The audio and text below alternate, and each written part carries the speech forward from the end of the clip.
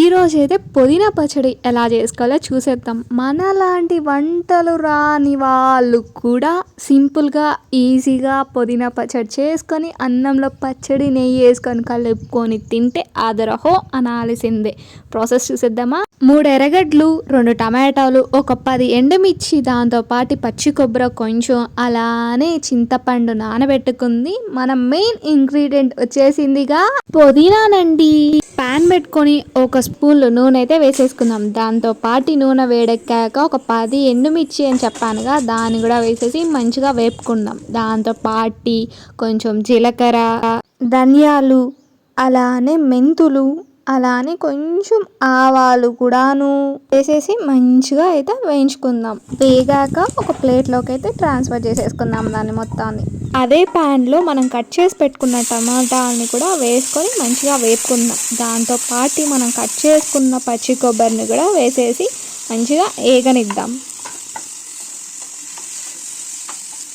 రాళ్ళ ఉప్పునైతే వేసేద్దాం. మీ దగ్గర సాల్ట్ ఉన్న సాల్ట్ అయితే మీకు తగినంతగా వేసుకోండి.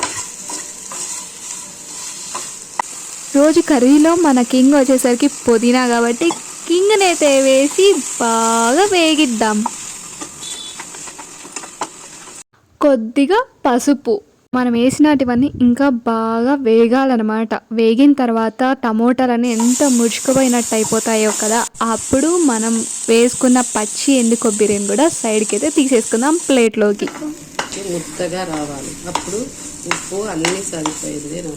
ముందు మనం వేయించుకున్న ఎండుమిర్చి, జీలకర్ర, ఆవాలని అయితే ఫస్ట్ మిక్సీ అయితే పట్టుకుందాం. దాని తర్వాత ఇప్పుడు మనం ఏదైతే వేయించుకున్నామో పుదీనా టమాటాని దాన్ని అయితే మిక్సీలోకి వేసుకొని మిక్సీ పట్టుకుందాం. ముందుగా మనం కట్ చేసి పెట్టుకున్న ఆనియన్స్ని అయితే వేసుకొని ఒకే ఒక తిప్పు అయితే తిప్పుకుందాం మిక్సీలో. వేడి వేడి అన్నం, పచ్చడి, అలానే నెయ్యి వేసుకొని మధ్యలో ఎర్రగడ్డ తగులుతూ ఉంటే ఆహా, మన పచ్చడి సింపుల్గా ఈజీగా అయితే రెడీ అయిపోయింది కదా. అలానే మీరు కూడా ఒకసారి ఇంట్లో ట్రై చేసి ఎలా ఉందో కామెంట్ సెక్షన్లో చెప్పేయండి. అలానే మర్చిపోకుండా please do like, share, subscribe to my channel.